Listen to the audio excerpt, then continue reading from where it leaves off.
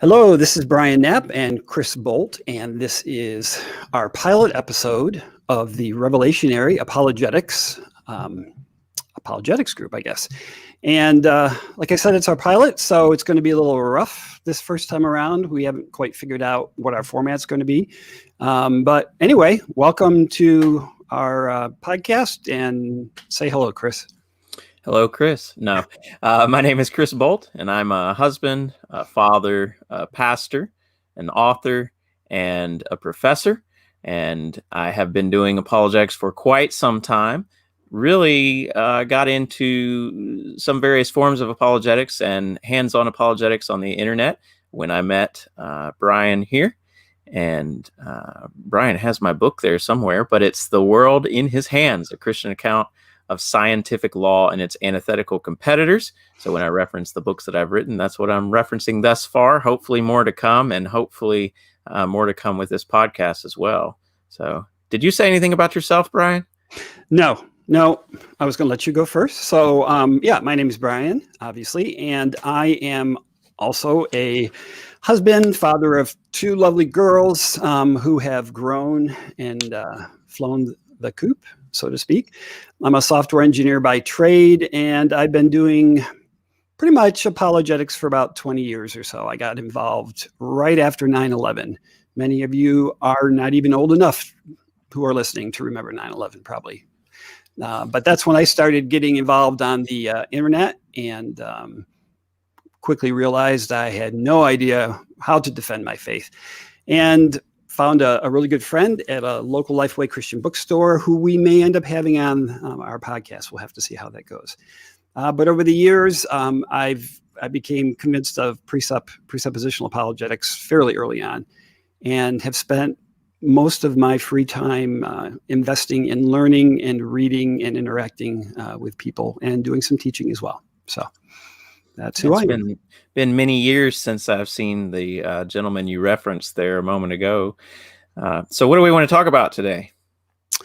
Well, I think one of the things we had mentioned before is we want to try and mix it up a little bit. So I suspect what we'll do is we'll talk about some things that Chris and I consider to be approachable. And what I mean by that is it's the kind of thing that anybody, regardless of how long they've been doing apologetics, or even if they're just getting into it, will be able to take something away from that. But given that Chris has a PhD and Presup is known for individuals who like to go really deep philosophically and theologically, I suspect there'll be some of our show where we also talk about some maybe heavier things. So you had told me before, Chris, that you were having some interaction with some atheists on Twitter. I don't know if you want to... I managed to stir up some atheists, some internet atheists, which we are all too familiar with them from past interactions years ago. And so it was kind of hearkening back to the olden days of internet interaction. I think I don't recall what set them off. I believe I said that the Bible is better than Twitter, which seems to me to be true. Even if you are an atheist, you could probably say that. But anyway, so I think that's what started it. And then I made some other claims regarding that. One of those claims was was this idea. And I think this is accessible because a lot of people are familiar with atheism. They're familiar with the more militant, what used to be known as new atheism and internet atheism, right? Atheists on the internet. In a sense, this is sort of a low-hanging fruit.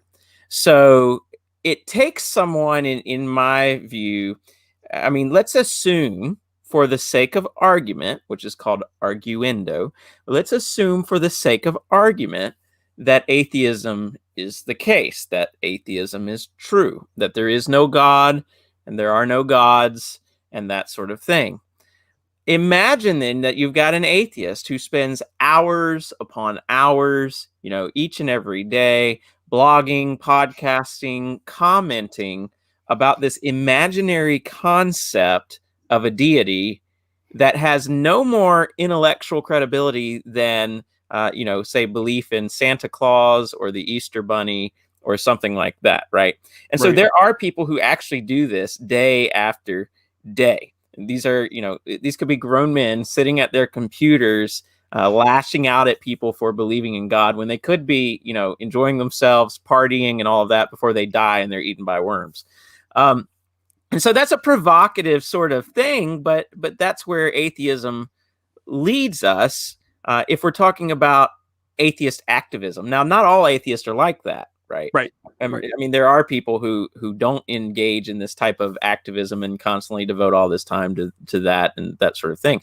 But let's say in the case of a professing atheist who is obsessed with an intellectually incredible or absurd concept of deity, right? I would submit, without going into some sort of psychological analysis, which I'm not equipped to make, I would submit that something's still off there. There's some sort of cognitive defect in play. When an atheist is obsessed with that sort of concept that is intellectually incredible, I would submit that person is suffering from something in terms of a cognitive issue. Now, in Christianity, we have an explanation for this, which is namely that people know the truth, they know God exists, and they suppress that truth in unrighteousness. This is according to a passage like Romans 1. But I would submit that this is a bit of an issue for an activist atheist. And one of the problems, though, one of the objections that people made to this, one is some people said, well, don't you do this as a Christian? Well, maybe, but that's a tu quoque, right? That's a U2 fallacy. And I think there are relevant differences, but I'm going to set that aside for a moment. I think the more pointed response is something like, well, belief in a deity causes harm, especially in terms of socio-political beliefs. Right. And my argument, my counter to that is, but when you look at all the varieties of religious belief, even when you look at the narrowest bit of religious belief, there's still widespread disagreement regarding socio-political positions. And so really what you should be going after are the socio-political positions with which you disagree, not theistic belief. Does that make sense? Yeah. Do you think that those individuals who are militant and who are very outspoken, and I've definitely come across them as well. They're very hard to miss. Do you think that their desire, because what I tend to get, even under the socio-political aspect, is they're saying, that this particular God is evil, or what Christianity teaches is wrong. So there seems to be a whole lot of moral claims going on. Yeah. And do you think that that's kind of a driving force behind why they spend their time doing this? I mean, I've heard some atheists who are active in that manner make that kind of a claim, because it's a fairly common retort for Christians to come back and say, why do you spend so much time, disagreeing with some entity that you don't even believe exists? And typically what I hear back is, well, because belief in the Christian God is causing this harm. And implied in that is that it's wrong to do that. Is that your experience as well, that it sort of takes on a moral flavor and ethical flavor? Yes, definitely. And that's where the conversation went on Twitter. Now, Eric Erickson, who has a fairly large following, retweeted the one comment I made regarding the socio-political objection and my answer to that. So that did keep it kind of strictly tied to that issue there. But at the same time, there were a lot of atheists popping up saying the sorts of things that you're saying, right? So they're like, oh, well, your God believes in genocide, and your God believes in murder, and your God believes in slavery, and all of these sorts of issues that are moral issues. And so I think this gets us into the presuppositional versus, I don't like saying that too strongly though, but the presuppositional versus other methodologies of apologetics. I think it gets us into that a little bit more. Let me give you something that I've studied here recently, as I've been teaching a course in apologetics at the college level. And in that class, we're using an assigned textbook, actually, which is Apologetics at the Cross by Josh Chautreau and Mark Allen. And they make a differentiation. They're not like overt or explicitly presuppositionalist. There's a lot of overlap with that methodology in some of the things they're saying, as there often is. But one of the interesting category distinctions they make in that book is between thin reasoning and thick reasoning. And so thin reasoning, apologetically speaking, I don't have the book in front of me right now, but it's something to this effect, right? Basically, somebody raises the issue, let's say, of genocide, and then you go with the belief that, hey, genocide's a bad thing, right? Which we're not denying, just to make clear. But okay, genocide's a bad thing, and then we reason within kind of that category. That's thin reasoning. And then thick reasoning would be, okay, let's talk about why you believe that genocide is wrong. Got it. That's almost the distinction between kind of an evidentialist or classical approach Yep. and a presuppositional approach, although they don't call it that. And I haven't thought about it a whole lot in that connection yet. But I think on just a surface level, that does introduce us to some of those things. And I think one of the things that's happened since you and I were more involved online with apologetics, and in particular presuppositional apologetics, I think one of the things that's happened is everyone goes immediately for the thick reading, and now there's pushback on that. So someone like Eli Ayala, you were recently on his show. I've been on his show twice, I believe. He's had some other great guests, presuppositionalists and not. But even the presuppositionalists who are on his show and Eli himself are careful to say, look, we can also offer these evidences and reasonings and reason within what these other authors would call a thin approach, Right. Versus a thick. I think the problem is that we do get tied down. We get bogged down in the weeds and the details. And, something you said on your appearance on that show was that your most successful apologetic encounters were those where you can become friends with this person and it's a prolonged discussion. Yeah. I really, for the most part, I don't see how it can be much different than that, right? Because if we're talking about, the nuances of history and Mao or Stalin or Hitler or something like that, and debating on what their beliefs actually were and how those played out in terms of the genocide that they were involved in and that sort of thing, that can take hours upon hours upon hours. It's just not a situation suitable for Twitter. Meanwhile, a thick reasoning, though, and this is where I think people believe presuppositionalists are kind of cheating. When we're coming to this discussion, we may have a surface level agreement like murder is wrong, but we're approaching that from two completely different views, and we need to delve into that. But I'm going to let you speak to that then. Yeah, I think you're right. Definitely. My experience with a lot of evidential, classical, other forms of apologetics, even before I was in Presup, was to look for something that you agreed upon. And I would always get hung up on the fact that, atheists or individuals who had other belief systems would agree with me on certain things. And it's almost like, well, what's the point of even talking about that? And we ended up looking for things that we disagreed on. And when I became a presuppositionalist, I began to understand, actually, it's the things that you agree on with the person you're talking to that are the most powerful. Because that's where, as a presuppositionalist, you have the ability to do the thicker reasoning. I like that term. It's visual. It makes a lot of sense.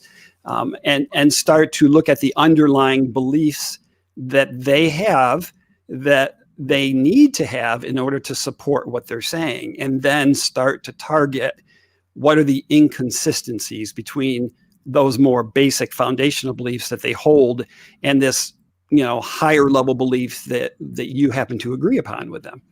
Yeah. I think it shows the power of a presuppositional methodology too, and presuppositional argumentation, when we're careful right off the bat to differentiate between two different positions, to say these are not neutral. There's not some neutral moral scheme that we're agreed upon in this. I don't know how this is not just self-evident to people. I know why, because we have different presuppositions. But it should be evident that when an atheist says murder is wrong and I say murder is wrong, even though there's a surface level agreement, we disagree on why that is the case. Right. And so there is an antithesis there that we're going to press. Van Til's early book, Common Grace, he takes a much more radical stand than even most Van Tillians, I would wager. actually think that he does. I mean, he's working from Abraham Kuyper, who thought that apologetics had not, done anything for us. It hadn't carried us forward because there is this radical antithesis. There's this opposition of views when it comes to Christianity and its opposite, or its contradictory, non-Christianity.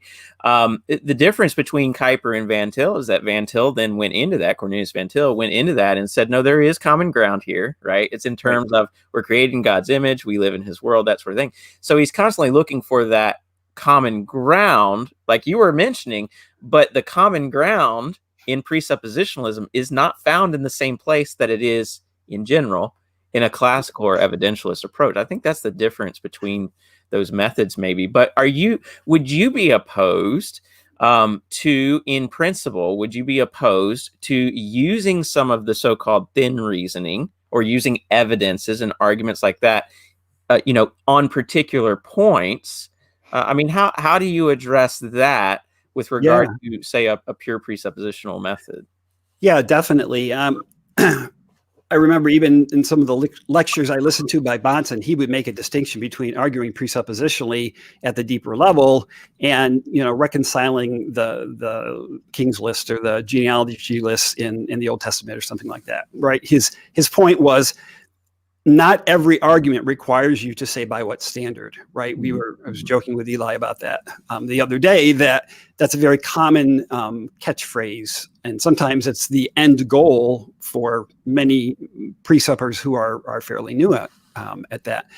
But that's not what our goal should be, right? Our goal should be to have a deeper discussion eventually if it leads to that. But that doesn't mean that we can't talk at a very high level and share with people who are criticizing Christianity or who might say, well, you believe that God is a monster, or if you're a presupper, you're probably a Calvinist. So you might hear something like, well, you believe that you're just puppets, right? So there, I think, is an appropriate level of discourse you can have where you can say, well, actually, I think what you're trying to say is that I hold these other beliefs that would logically entail that I'm a puppet. But that's not what I actually believe. And the reason you're coming to that is because X, Y, Z, right? Because your perception of free will or your perception of sovereignty leads you to a particular conclusion. I think you can have that at a high level and even talk about some, controlling beliefs without having to go into the, by what standard are you making that statement? Or as Bahnsen would say, where are you standing when you make that argument? What foundation, what beliefs are you standing on that are supposedly holding up and supporting that? So, yeah, I would say it's very appropriate, especially if you only have a short amount of time. You might be able to just help that person understand that thing that they said you believe, you actually don't. And right, it might cause them to think a little bit before the next time you get together, and then maybe at that point you have an opportunity to go deeper. Right. It's interesting. You mentioned, something like, well, is God a monster or whatever? So I've got this book here. This is by Paul Copan. Is God a moral monster? And this came out years ago, and it's addressing it. The subtitle is Making Sense of the Old Testament God. And it's doing apologetics in a thin sense. And I'm not recommending everything in this book. I'm not saying that I would agree with every answer given and that sort of thing. But he goes through and addresses some of these odd things. Like he has some chapters on the Bible's ubiquitous weirdness, kosher foods, kooky laws, that sort of thing. When we read scripture, there are things in there that are difficult to understand. We're removed from those things by cultural boundaries and time and geography and all of that. You have to figure out how the Bible all fits together. So a lot of times, again, there's the popular shellfish argument. It's like, oh, well, you're a Christian, you believe the Bible, so you must believe that you can't eat shellfish. And it's like, really, like the level of engagement there with Christianity is just so minimal as to be embarrassing. You lost your camera there, by the way, but you can answer that. I think you can say, well, here's why I believe that it's okay actually to ingest shellfish, right? You can address that on a thin level, but I think that if you stay there, you're going to run into problems because they're still, at the end of the day, giving you an external critique of Christianity. It's actually begging the question against Christianity. Yeah. So, for example, even the question, is God a moral monster? You have to ask, well, what do you mean by moral?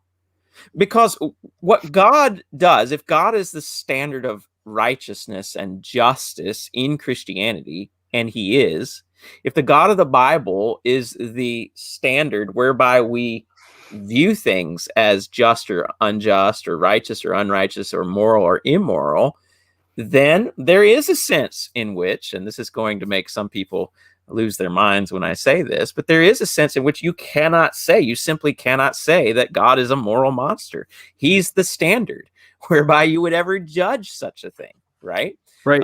Now that gets into the Euthyphro dilemma and that sort of thing. But what I want to be very clear to say is God is righteous. God is just. God is right. God is moral.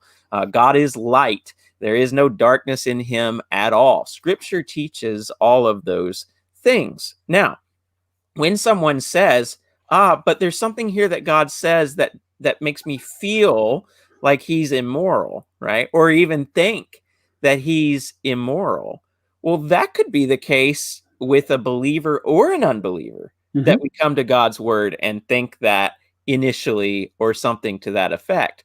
That's still no argument against the Bible. That's no argument against God, unless we have some standard of moral rightness or righteousness or justice and so on and so forth that's outside of the Bible, that works apart from a biblical view of the world, by which we can then critique the God of the Bible. The problem is, for the atheist in particular, but for non-Christians in general, the problem is, actually not in general, all non-Christians, they cannot find, they don't have that moral standard outside of the God of the Bible. That's the argument. And that's not just a simple moral argument either. We're not saying let's work from the premise murder is wrong up to this belief in God as a standard. What we're actually saying is, if you don't have God, you don't have a claim like murder is wrong, right? You don't have any moral claims. But I think it's interesting that there's this intuition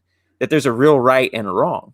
There's a judicial sentiment, regardless of what the content of that sentiment is.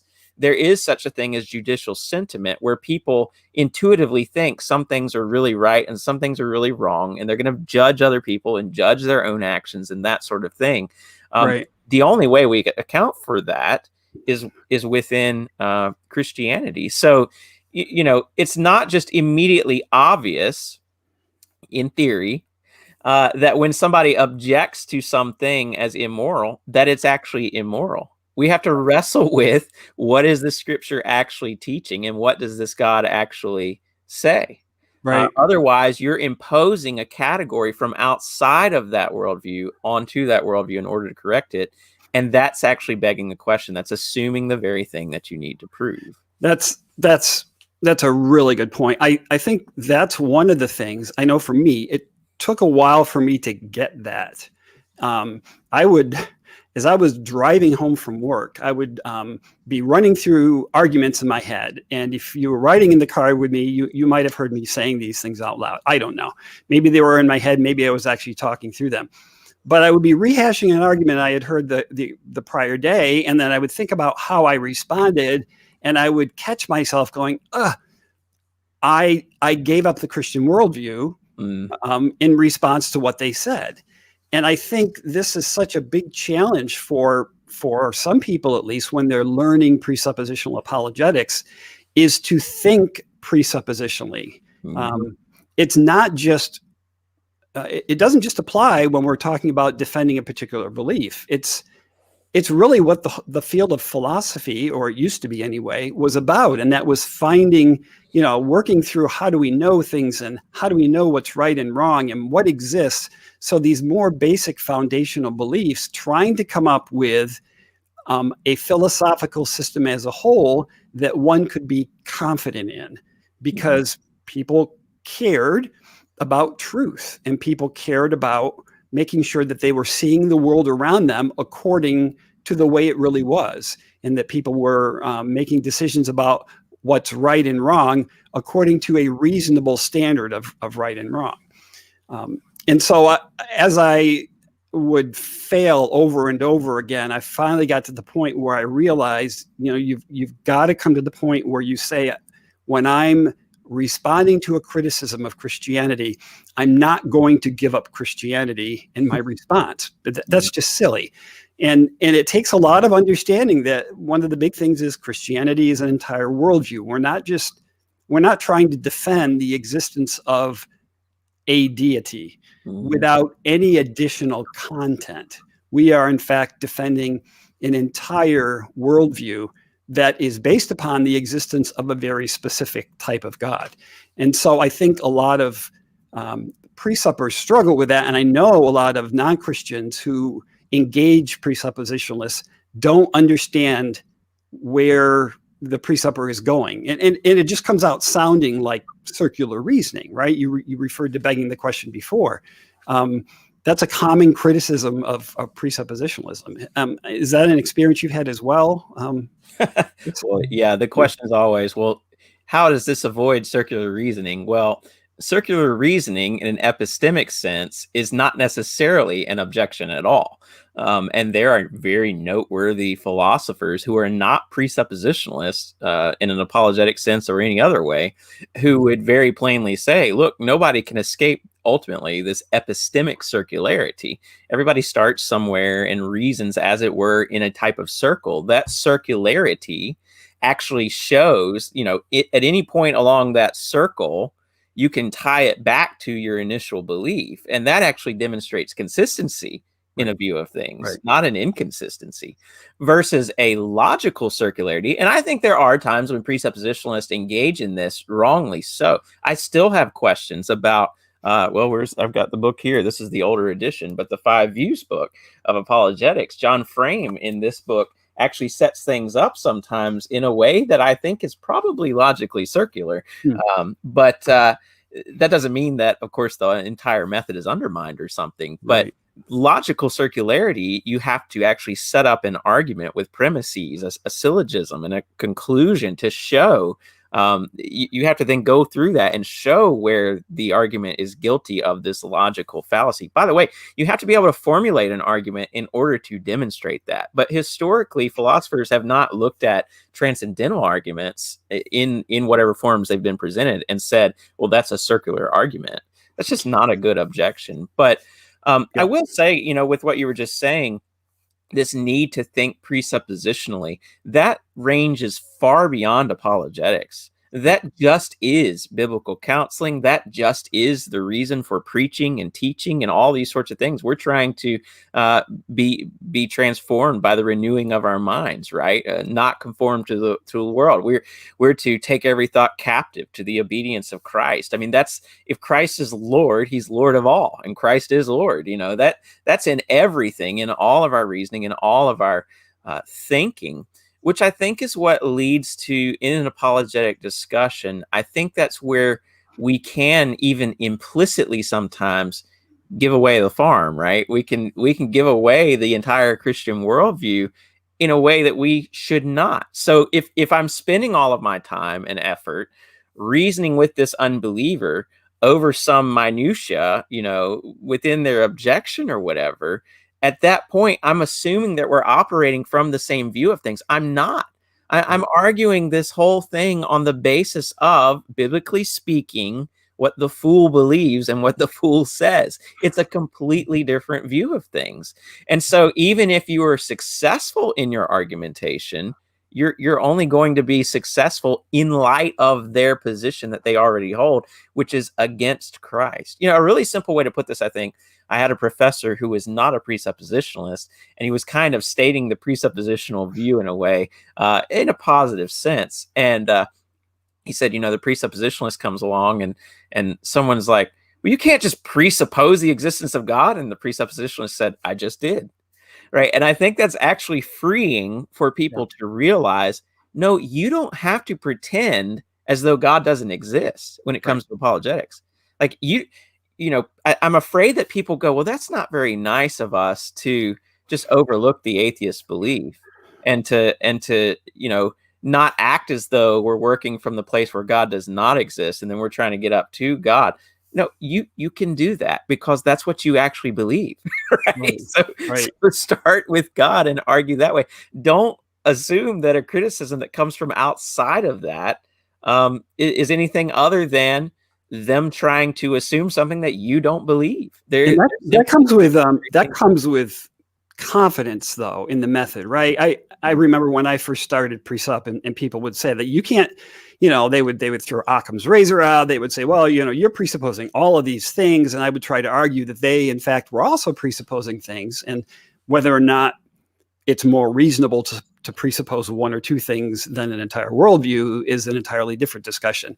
But I remember having just being challenged with, they seem to be right. I can't, that's not fair. That's cheating. I can't just presuppose Christianity is true.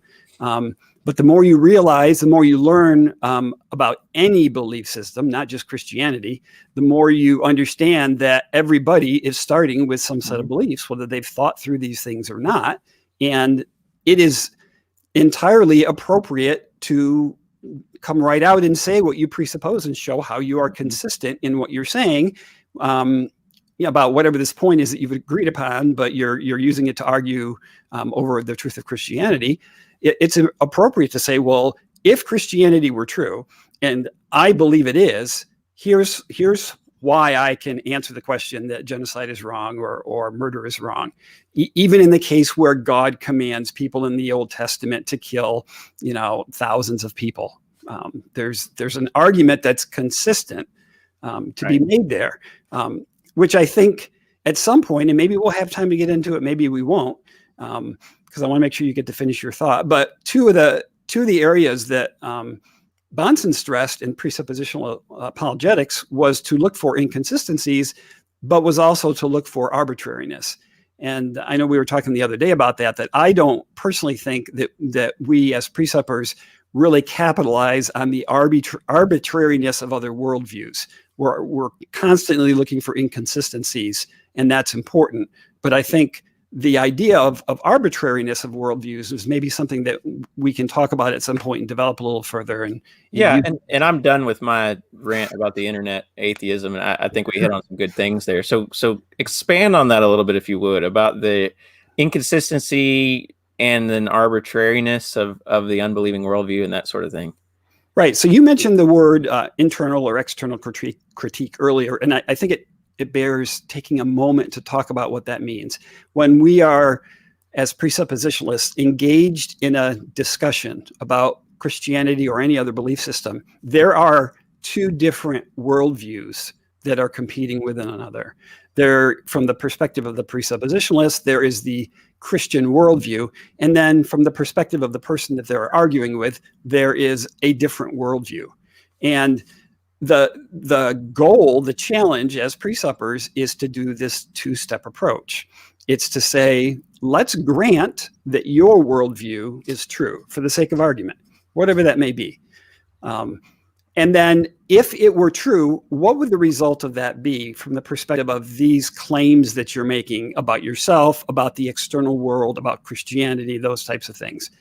And then that's step one. Step two is that we then invite the unbeliever to say, now come over to my worldview, come over to my side, again, for the sake of argument. Let's assume Christianity is true, and let's look and see if I can support these claims that I'm making. And when I say support, in either worldview, either the external or the internal critique, what I'm talking about are these foundational basic beliefs about, the most basic beliefs that you hold to, which are the ones that are the hardest to give up. And we can at some point go through and give examples of how that works. But are those consistent, like logically consistent with a particular claim that you've made? So, for instance, somebody might say, Bahnsen used to say, different strokes for different folks. There's no moral standard. There's no absolute standard that everybody must live by. That's a basic belief. It's not most basic, but it's pretty far down there. But then if you hold to that view, and then at the same time you get incensed by things that you see going on around you, or you get really, really morally indignant at things that the Bible says God did, well, then you have an inconsistency going on. Mm. On the one hand, you're saying there is no absolute moral standard for everyone, but at the same time, I'm going to criticize this person with a great deal of anxiety and anger, even to the point where I want them jailed for the rest of their life, or their life taken away from them. That demonstrates that you really do, in fact, believe there is an actual standard that everybody is supposed to live by. Right. So that's an example of how you would look for inconsistency. The question becomes, what about arbitrariness? I've given it a bit of thought, and I think from the perspective of worldviews, I think it's a challenge, or can be a bit of a challenge, to say, well, is this particular person's worldview, this person that I'm talking with, let's say I haven't been able to nail down many inconsistencies in it. What I can do is I can say, if their worldview were true, would there be a reason to believe it was true? And let me take a minute to unpack that. Arbitrariness, if you hold an arbitrary belief, it means you don't have a reason to hold that. You don't have a justification or warrant for it. You might have a pragmatic reason for holding that belief. Like, one of the criticisms against Christianity is, it gives us warm and fuzzies to believe that God exists and there's a God who's in control of everything, because that works for us. It makes us feel good. But the argument there, of course, is that that's not a rational reason to hold to a belief in God. So the question is, when you're looking at an entire worldview, as opposed to just a claim within a worldview, how do you decipher it and determine whether belief in that worldview as a whole is arbitrary or not? And my position on it would be what I just said. If the worldview that you say you hold to were true, for the sake of argument, would it give you a reason to even believe it's true? What are your thoughts about that? Does that make sense? Is that... Yeah. So is this an example? So first of all, the inconsistency you mentioned there would be a performative inconsistency with the moral claim versus not living out in light of that. But would this be an example of what you're talking about with arbitrariness? So for example, I had a friend and he said, well, all this Christianity stuff's great, but when we die, it's just like we're going to sleep. Like, we don't know it and we're dead and that's it. And, if somebody meets you with that on the street, especially if you're not used to arguing these things out or having apologetic discussions and all that, you're kind of taken aback by that, right? Right. Because you're thinking, wow, what do I do about this now? He doesn't even believe that there is an afterlife or life after death or whatever. He thinks you just go to sleep.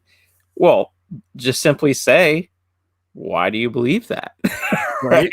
And most of the time I would say they don't have a reason why they believe that. I don't think that this person had a reason for why he believed that. It was just a theory that he held, right? Mm-hmm. And so that, I think, does that constitute arbitrariness? I think that it does. Even within his own worldview, he doesn't have the reasoning there or the evidences for making the claim that he makes right there. Is that what you're getting at? I think I'm trying to go a little bit deeper than that. Okay. I agree with you that would be an arbitrary claim. It would be an instance of thin reasoning as to arbitrary. Right. So let's go thick here for a minute and talk about how I would maybe recast that to demonstrate what I'm trying to talk about. And again, I've given this some thought. I haven't given it a lot of thought. So it's quite possible I'm going to get to a point I'm going to go, I need to give this more thought, right? But my idea is that, when you're thinking of an entire worldview, you're thinking about all the different foundation of beliefs. And I'm thinking specifically about the category of beliefs that we would appeal to as a reason. For instance, with Christianity, if Christianity were true, would there be a reason to believe it was true? Well, yes. And that reason is because Christianity believes that there is a sovereign, all-powerful being who has created us and has revealed himself to us in such a way that we know he exists, right? So built right into the belief system is the mechanism by which it would make sense for us to believe it if it were true. But are there other belief systems that hold to that? And this is, I think, one of the problems with trying to pare down the number of beliefs that you have in your philosophy, because you hinder yourself. It's like you're unable to. I think the example Bonson gives is you're unable to rebuild the ship or rework the ship without bringing it in and dry docking it. Well, you can't do that. That's not the way it works. You have to build all these individual components up one at a time, the block by block methodology, but you have no authority to put those things together, because if you're going to take that approach, you have nothing that you're working from, right? So the question is, if you're talking with somebody and they present you with what they believe are their foundational beliefs, if those beliefs were actually true in reality, would there be any reason to hold to them as true? Yeah. I think an easy example here, we'll start here. This is going to be more along classical lines, but with nihilism, if you're a nihilist, you don't have a reason for believing that, right? I mean, there's no meaning to anything, right? There's no reason or rhyme to anything, and so you're certainly not going around, sharing the gospel of nihilism with other people, but you really have no reason to believe it yourself. Right. And I guess you could press this into things like skepticism, or even subjectivism or radical relativism. I think that you could probably question, well, why am I a skeptic? Skepticism does not carry within itself the reasons to believe it. That's the problem with skepticism and subjectivism. That's the reason why reducing an opponent to those positions constitutes a win, as it were, because they're self-defeating. They're self-referentially problematic in countless ways, right? And so I think in that sense, there's an arbitrariness. And I think what you say there too, and you lost your feet again. Yeah. But I think what you say there too, with Bonson's illustration, I think it's a really good illustration. The long and short of that is, it's not as though, like you say, we're not starting from scratch here. Like we're not dry docked, right? But I lived for 4 years down the road, just less than a mile from a shipbuilding factory. It was on the river. Cool. And they were out there every day building these massive ships, welding them together and all of that. But they're either in the shed, in the big, it was almost like I don't know what they call it. It was like a aircraft hangar. It was made for ships, and then they'd bring them out and on these rollers or whatever. I don't know how they moved them. I couldn't see that part. But then they would, eventually put them in the channel in the water and then get them out of there on the water. But you're already on the water trying to use your welding equipment and but you're swimming at the same time and you have to move the steel and all that. Yeah. That's very telling, I think. Whereas in Christianity, we already have God, we have ourselves, the subject of knowledge, and then we have the world, which is an object of knowledge. Of course, God's the object of knowledge as well. But but those are all three tied together already as a given in the Christian worldview. Right. No matter how minimal or mere Christianity you want to go, that's still the case. People squabble and they're like, well, what's the Christian worldview? Well, who cares? Like, you at least have God, yourself, and the world. Right. Or you couldn't. Yeah.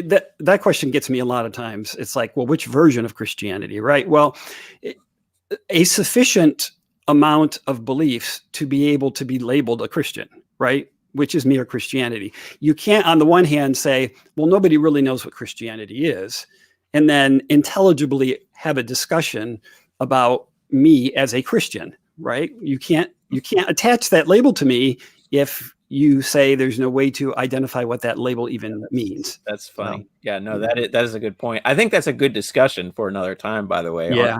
On the whole sufficiency and necessity thing, but and the essence of Christianity.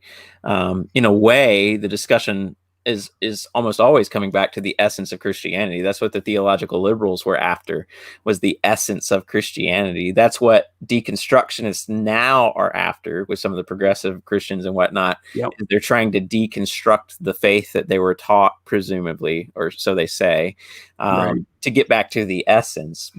And the fear is always you're actually going to lose the essence.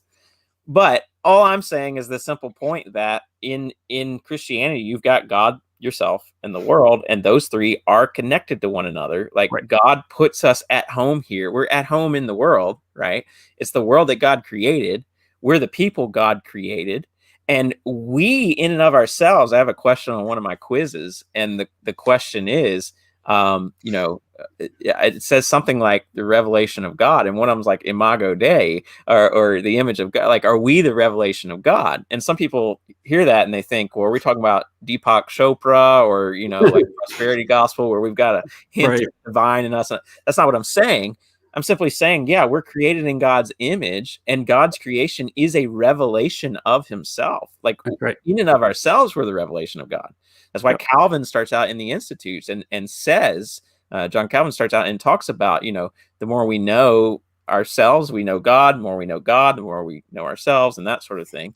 And it's also the case with the world, because that's the revelation of God. So we could say, you could take that illustration either way, and we could work on that later. But we could say that as Christians, we do start with we're at the dock, we're at the shipbuilding plant. Mm-hmm.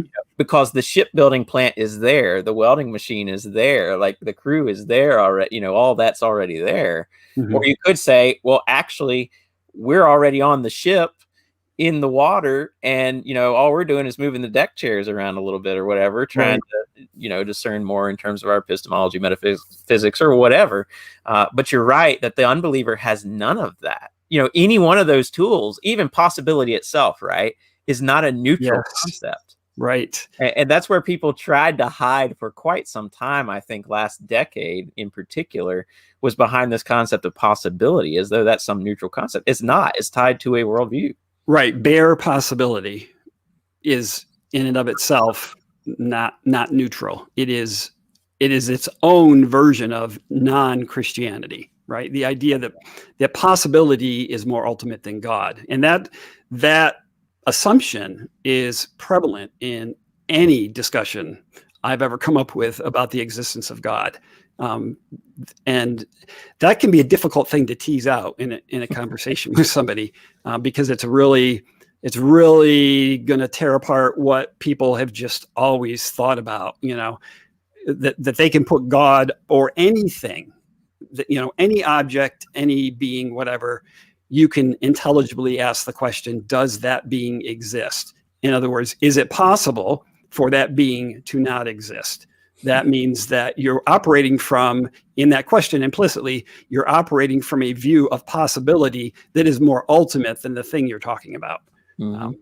Well, and it's fascinating to see, Van Til, he makes these points in a profound way, because they can be fairly simple to understand, but they're also very, very deep. So this very point with possibility, Van Til speaks of God being back of everything. Right. Like, you cannot go back further than God.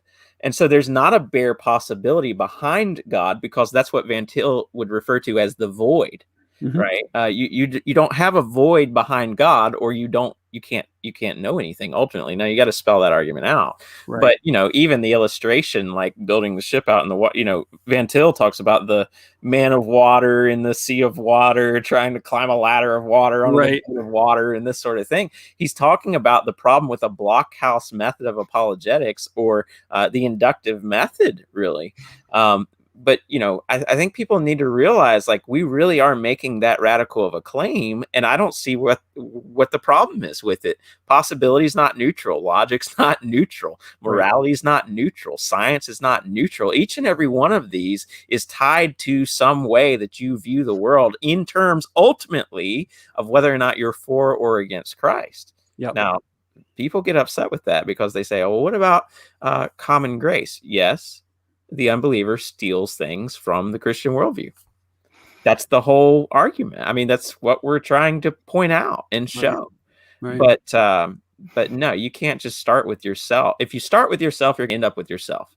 And you're going to end up with either self-defeating skepticism or subjectivism, which I think, that shows us the arbitrariness of it. So maybe you're talking about this too with arbitrariness. Are you simply saying, why do I go? It's like I go to work on a car or something, and I reach down into this toolbox and just start randomly pulling out different size wrenches or a hammer, or, I could be pulling out 3 or 4 things, and then I go to work on the car, and that's not how it works. Like, you have to have the wrench that's made to fit the car. You have to have the hammer that's going to hit whatever you can actually hit. That's right. You don't normally hammer things on cars. Right. You have to have the tools that are relevant to the car. Yeah. Right. Just like you have to have reasons that are relevant to the worldview that you say you hold to. Those tools have to be available to you in your worldview, in your philosophy, in order to evaluate your worldview and say, if it were true, would there be a reason to believe it is true? And that I'm not even saying that is sufficient in and of itself to say, well, hey, then I've got the right worldview. I think it's probably a stronger argument than it is to simply say my worldview is internally consistent, and therefore there's a good chance that I've got the right worldview. I think it's easy to demonstrate that's not the case. But I really want to think more and talk more about, the idea of arbitrariness and worldviews. The other thing is we didn't give ourselves a way to end our initial podcast, did we? So I think, we're coming up on an hour, and you let me know what you think, Chris. As we've been going through this and talking about this, I've seen that we've both done it. We've used a lot of terminology that may be unfamiliar, like the whole idea of building the ship. Well, what specifically do we mean by that? Yeah, from the perspective of apologetics and belief systems.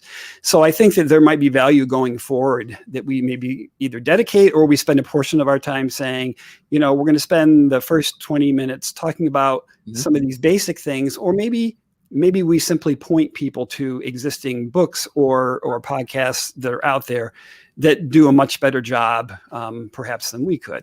And then we dedicate another portion of the discussion to maybe some of these deeper topics. So is there anything else that you want to necessarily talk about? No, I think that's good. And that's what I was kind of watching for the hour, and kind of gave half of it to something I wanted to talk about and half to what you wanted to talk about. So when we start next time, Lord willing, what are some of the things then, as we got about 5 minutes or so, what are some of the things then that we would want to discuss in terms of what it means to build the ship? What are we talking about? What we need philosophically to find our way around in the world? Are we talking about the tools in that way, or what?